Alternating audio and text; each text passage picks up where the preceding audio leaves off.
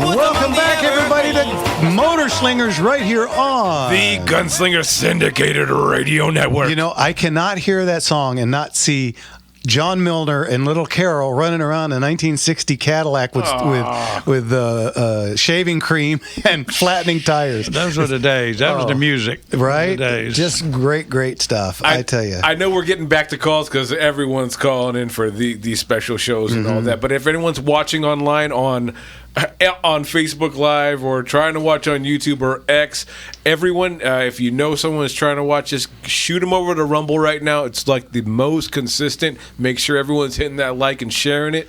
And from Rumble, I've got a question from Kirk, which is kind of a combo question for Gunslinger and Motorslinger. George, how amazing to have old airplanes shoot their guns between the propellers, synchronizing.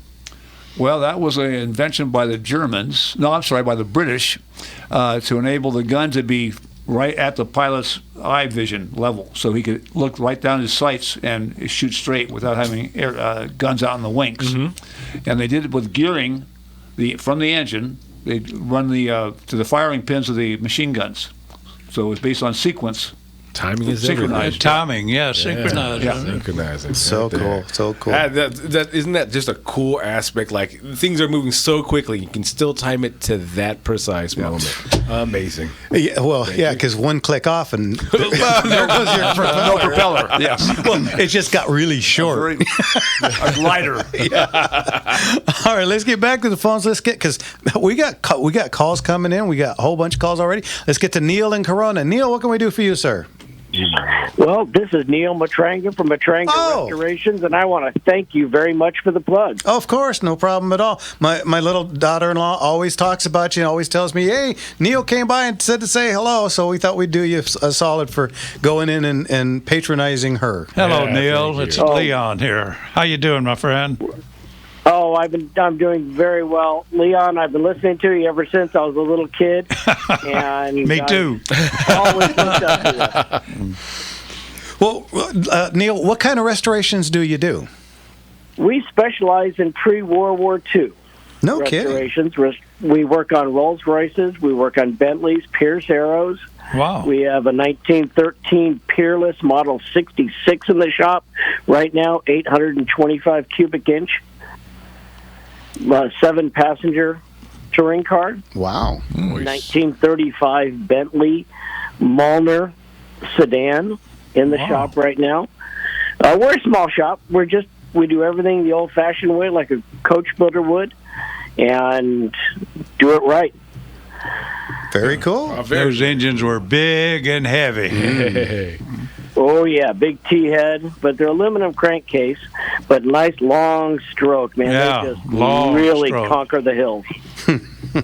God, the thing used to be, about 2 feet connecting rod on it. Just about. And we just finished a 1913 Pierce Arrow Model 66, 825 cubic inch compressed air start.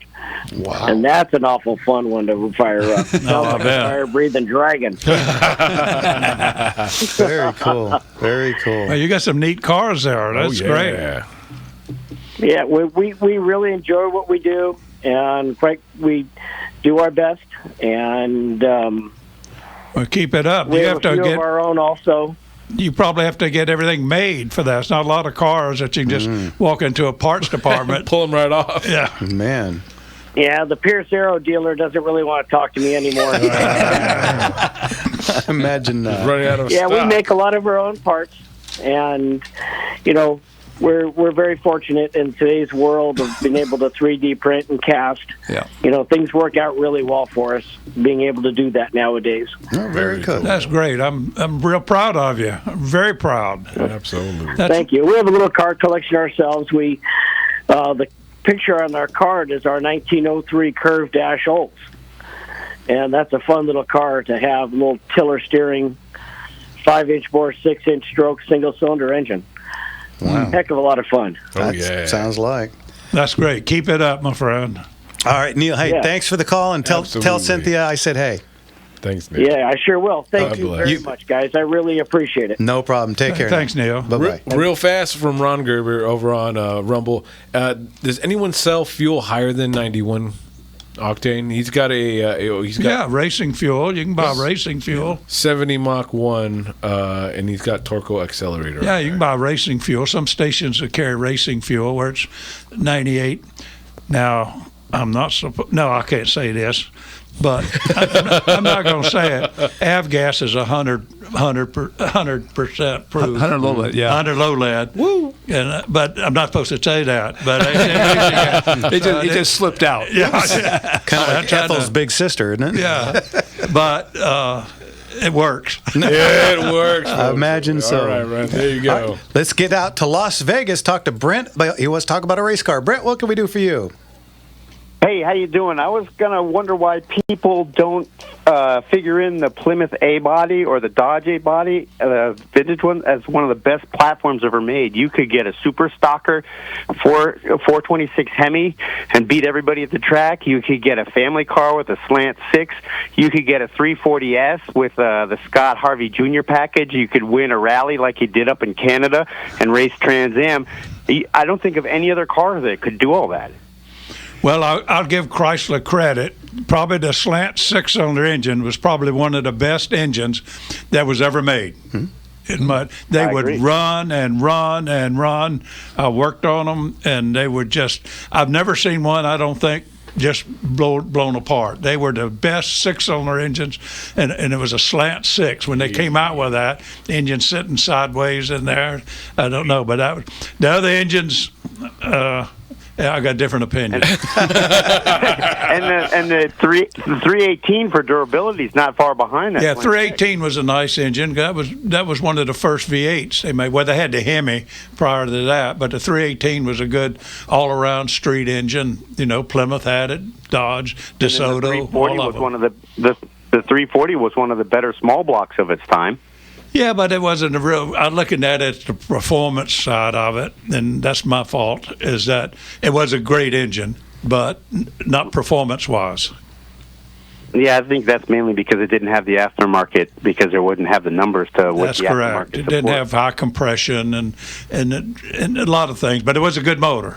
But that Slant 6 was one of the best engines that the manufacturers ever produced, especially Chrysler. And then I got another question. Why did they develop big blocks instead of V12s so they could have just shared all the parts across the board?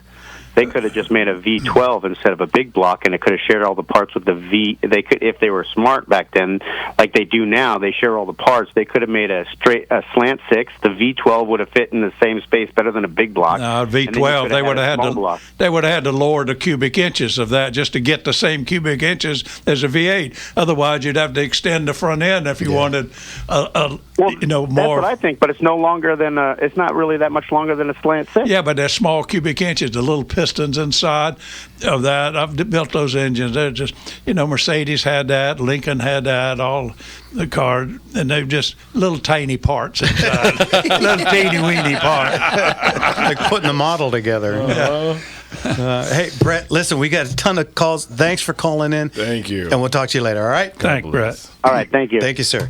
Okay, really quick, let's get to Doc Mike in Phoenix. Doc, what can we do for you? Good evening. Thanks for taking my call. I just wanted to tell you about my experience with deer hunting. I bought an 80-acre farm up in the Upper Peninsula back in 1971, I think it was. And I just turned 80, by the way, in January. I'm a Vietnam vet. And Thanks for your service. I got this farm. Thank you. I got this farm. We had a house. It had 5,000 pine trees on it. It was 80 acres and a cedar swamp back to back on the blacktop. Very cool. And I started deer hunting there. And my buddy from Oak Park, Illinois, where I was from in the Chicago area, gave me to use, just to borrow. I borrowed it, a 1892, I believe it was a Winchester, lever action 4440 with an octagon barrel. Correct, yeah. It was a beautiful gun. Yeah. And I knocked down a real nice deer. I believe it was around 150 yards. But I remember that he told me that this bullet is pretty heavy, so you get a lot of drop at even 100 yards. And his deer came up on the other side of the field, and I leveled up on it, and then I just raised the barrel. I can't remember if it was 2, 4, or 6 inches. Pulled the trigger and whacked that deer. Well, a 44-40 at 150 yards, that was a heck of a shot. Heck yeah. Because, that's anywhere from 200 to maybe 240 grain projectile flying through the air. And that's not going real fast to begin with. So that's going to have pretty good drop. So that was a heck of a shot. Yep. Yeah. Well, thank you. I've started. My grandmother bought me my first BB gun when I was 9 years old. Mm-hmm. Did you shoot your eye out with it? Did she what? Did you shoot your eye out with it? No, but I did break a window in her car. We used to have BB fights. Oh, same here. Yeah. Hey, Mike, listen, we're coming up on the hard break.